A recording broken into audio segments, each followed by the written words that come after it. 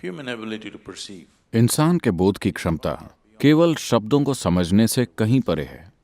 इस समय मैं बोल रहा हूं, दरअसल आपके बोध की क्षमता इन शब्दों से कहीं परे है जो आप सुन रहे हैं।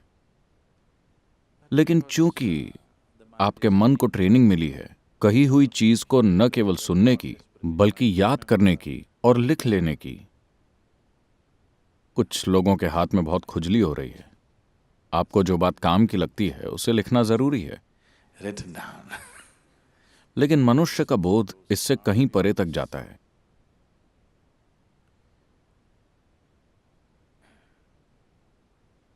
कुछ दिन पहले, अभी 4 दिन पहले ही, मैं इस देश के एक माने हुए पर्यावरण वैज्ञानिक से कुछ विषयों पर बात कर रहा था And we were just talking. और डिनर के दौरान हमने आपस में बहुत सी चीजों पर चर्चा की। तो उसने पूछा, सदगुरु आप कौन सी किताबें पढ़ते हैं? मैंने कहा, मैं एस्ट्रिक्स और डेनिस द मेनिस पढ़ता हूं। Reading.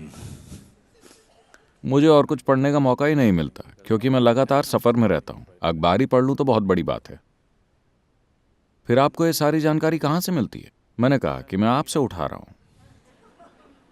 आपने ये सब पढ़ रखा है, मैं क्यों फिर ये सब पढ़ूं? मैं उन सब किताबों को नहीं खोलता। आप यहां बैठे हैं और मैं इन सभी चीजों को उठाकर बातें कर रहा हूं। लेकिन आपको ये सारे टेक्निकल शब्द कैसे पता चले? मैंने कहा, क्या ये आपके दिमाग में मौजूद नहीं है? मुझे जब चाहिए मैं उन्हें उठा सकता हूं। मैं वो सारी बकवास कभी नहीं पढ़ने वाला क्योंकि वैसे भी वो शब्द मेरे लिए कोई मायने नहीं रखते। क्योंकि मनुष्य का बोध इससे कहीं परे है। इसलिए मैं कहता रहता हूं कि बस मेरे साथ रहिए, बस मेरे साथ रहिए।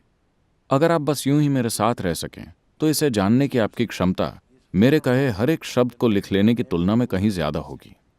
अगर आप ये सारे शब्द बटोर लेते हैं तो वास्तव में आप कुछ नहीं जान पाएंगे। क्या मैं आपको एक राज बताऊं? एक ऑक्सफोर्ड डिक्शनरी खरीद लीजिए। मेरी सारी बातें उसमें पहले से लिखी हैं। No? आपको बस उसे अरेंज करना है। इस तरीके से आपको कुछ हासिल नहीं होगा। तो बोध को बढ़ाना जरूरी है क्योंकि आप उसी को जानते हैं जो आपके बोध में होता है। बाकी सब बस कहानी और कल्पना है ना?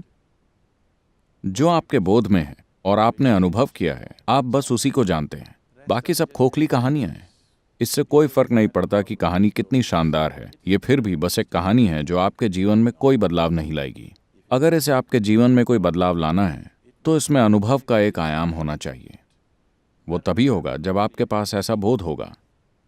आपने विवेकानंद के बारे में सुना है? He's the first yogi who came. वो पहले योगी थे जो अमेरिका आए थे 1893 में, और उन दिनों एक लहर सी उठा दी।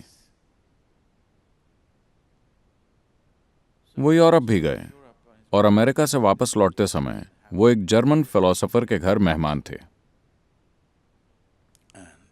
After dinner, they met. Dinner के बाद वो स्टडी रूम में बैठकर आपस में चर्चा करने लगे। वहां मेज पर 700 पेज की एक बड़ी सी किताब रखी थी। Which was over 700 pages. Vivekananda ने कहा, क्योंकि वो आदमी किताब की बहुत बड़ाई कर रहा था, उन्होंने कहा, क्या आप मुझे 1 घंटे के लिए किताब दे सकते हैं? मैं देखना चाहता हूं कि इसमें क्या है। That man laughed. वो आदमी हंसने लगा। उसने कहा, आप 1 घंटे में इस किताब को पढ़ने वाले हैं? मैं इसे कई हफ्तों से पढ़ रहा हूं लेकिन मुझे कुछ समझ में नहीं आ रहा क्योंकि ये इतनी जटिल है।